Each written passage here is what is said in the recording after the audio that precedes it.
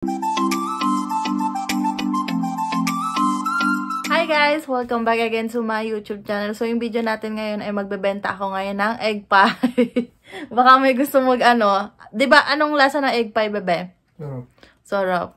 Busy siya paglalaro at bukas stress na naman niya kasi may exam siya. So, exam week ni Marvin. Ngayon, may training sana ako, hindi ako natuloy kasi sobrang sakit ng ganto ko. Ang tagaliran ko sa may likod. Basta ang daming nananakit sa may likod ko. Kaya hindi ako makapagtrabaho maayos kanina pag naglalakad ako. Ang sakit niya. Bali, 3 days ko na siyang nararamdaman. Tapos, kanina ba yung paggising ko, no? Kanina paggising ko, hirap akong maglakad. Ang sakit. Ha? Iyak ka. Iyak. Ikaw. Kanina? Ano umiyak? Diba? Umiyak daw ako, sinasabi ni Marvin. Basta ang sakit talaga pag yuyuko ako, masakit. Kaya kanina dahan-dahan lang yung pagtatrabaho ko. Kaya yun, di tayo nakapag-training kasi baka mamaya doon pa ako atakin. Aray. Sakit-sakit na naman. So ayun nga guys, nagpapa-order ako ng egg pie. Pinost ko po yun sa sa Facebook page. Malaki po siya yung yung bilog na malaki. Ang size ay 9 ano yun? 9 daw yung size. Basta sinabi na atin 9. Nalimutan ko na basta 9 yun. Malaki siya kasi kita ko na siya ng personal dati. Kasi nagbit-bit si ate noon. Pinatikim sa amin. Tapos sabi pa nga ni ate noon, binigyan niya ako ng maliliit. Kasi pre-taste daw sa amin ni Marvin. Pa-pre-taste sa amin ni Marvin para daw baka may mag-order daw sa amin. Ay, first time kong kumain ng egg pie. Kasi di ba bebe, nasa Manila tayo, sa inyo pa. Ang dami kasing egg pie dun sa lugar nila, sa Laguna. Lagi yung bumibili. Ako, hindi ako nabili kasi hindi nga ako mahilig. Sabi ko, hindi naman masarap eh. Ay, ito si Marvin, sarap na sarap. Tingnan mo, nakanguso pa yan. Seryoso. Sarap na sarap siya sa egg pie, ako hindi. Tapos yung natry ko yung kay ate Roxanne. Ang sarap! Ang sarap pala nun. Tapos nag-post na ako sa page.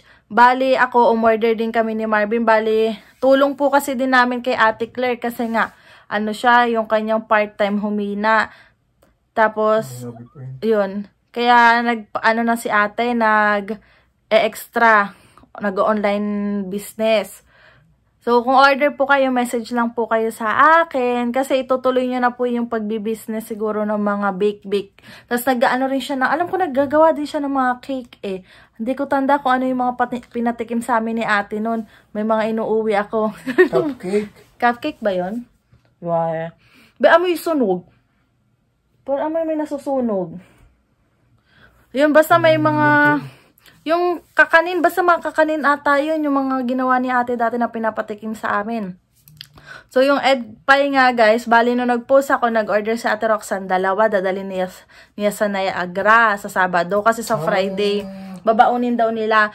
Oo, kaya sa Friday namin, i-deliver. Kami ni Marvin magde-deliver guys. Tapos, isa doon, dito sa may amin. Nung tinignan namin yung picture, asawa pala ng klase ni Marvin. Sabi ni Marvin, asawa ni Harold yan, yung kaklase daw niya.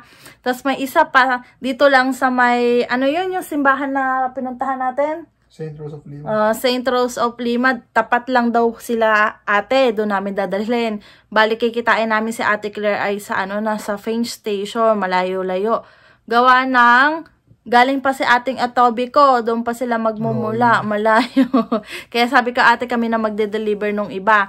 So may order na kaming isa dito sa may simbahan, isa dito sa may kaklase ni Marvin, 2 kay ate Roxanne. Di 4 na. Tapos pang 5 yung sa amin, umorder din kami ni Marvin. Bali $20 po isang yung malaki. Pakita ko yung picture. Ayan yung picture guys.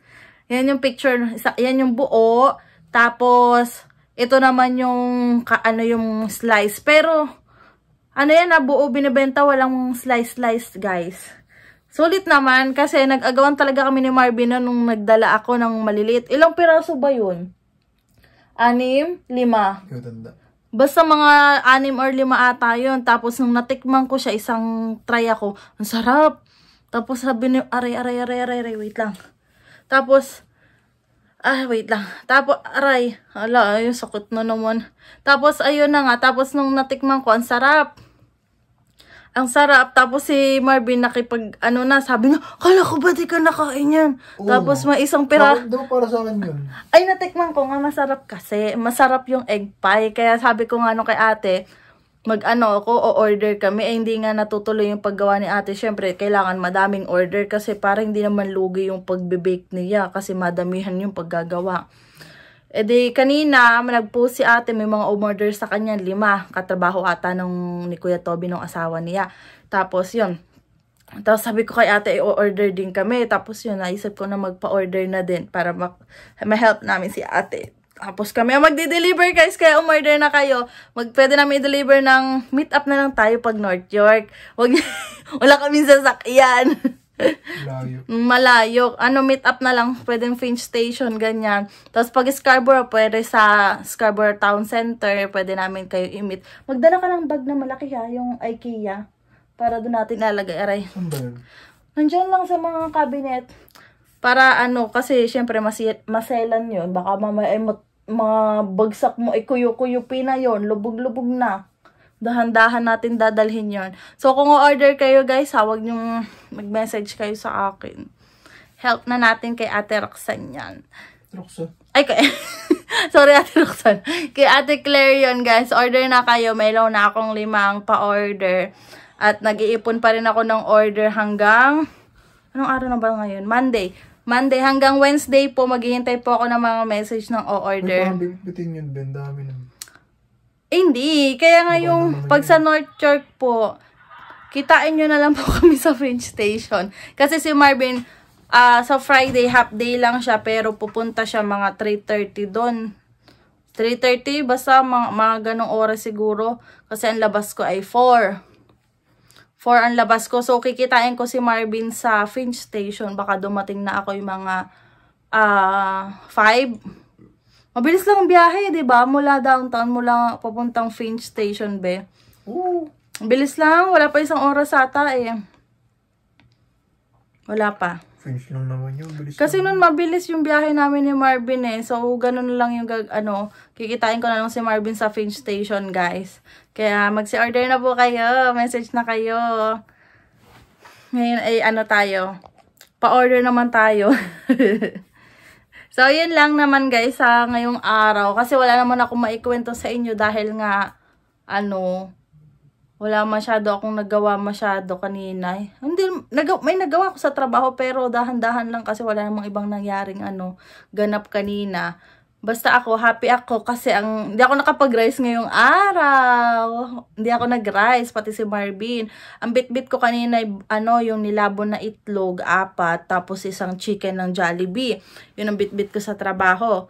Yun na yung aking breakfast, saka lunch. Tapos yung dinner namin ni Marvin pag uwi dito, nag-blend ka ng yung mga frozen na fruits. Tapos nagluto si Marvin ng scrambled egg. Nilagay niya sa sandwich, tapos lagyan niya ng cheese. Oo, busog din ako doon. Balitig 2 sandwich ba tayo? 1.5. 2, no? 2 sandwich kami, tapos yung ni-blend na Hindi mo nga naubos eh. Oo, nabusog kasi ako. Kasi tumikim din ako ng pizza kasi may pizza doon 1 piraso. Wala na 1 piraso, konti na lang yun eh. Kalahati. Tapos si Marvin, kinain niya yung sobrang konti na rin spaghetti tira ko. Wow, tinira naman kita ng spaghetti. Thank you. Tinira natin si Marvin ng spaghetti, guys. Spaghetti yun nung anniversary namin, di ba, dun sa labas. Yung aming simpleng anniversary. Tapos, si Marvin ay... Kailan na bang, last day mo ng, school? Sa Friday, last day na rin pala niya yun. Tapos, bali may work kasi si Marvin Sabado, pero si Marvin pang umaga sa Sabado. Bali 4:30? 4:30. 4 sakto.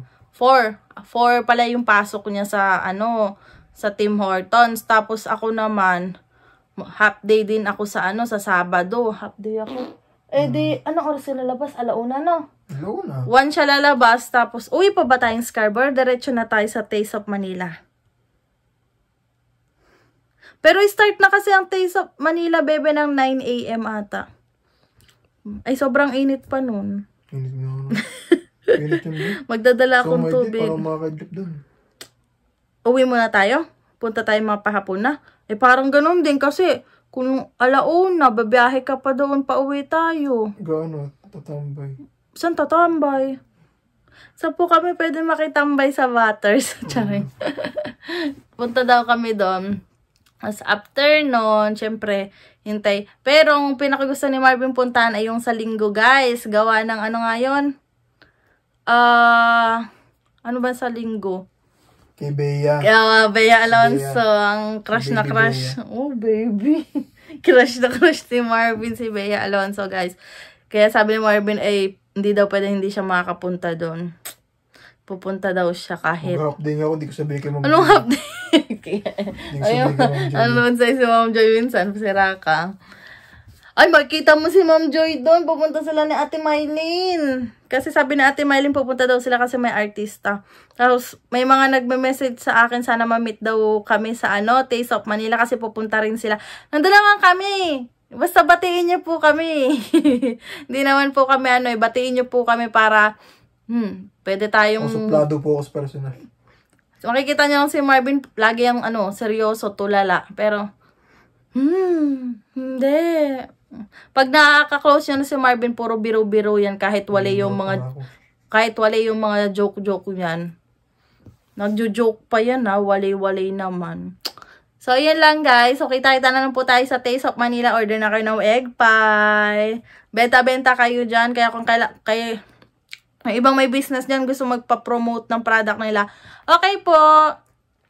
Sabihin nyo lang po sa akin, promote natin yan para po matulungan din po namin kayo magbenta. Yan lang po. Don't forget to like and subscribe to my YouTube channel po. Pati po sa Facebook page ko po na Crystal Larita. Doon tayo magpo-post ng mga makikita kong trabaho, yung mga nagpapa-promote ng product nila, ng kung anong business po. Siyempre, magtulungan din po tayo para doon, diba? Para matulungan din natin ibang mga small business na nagsisimula.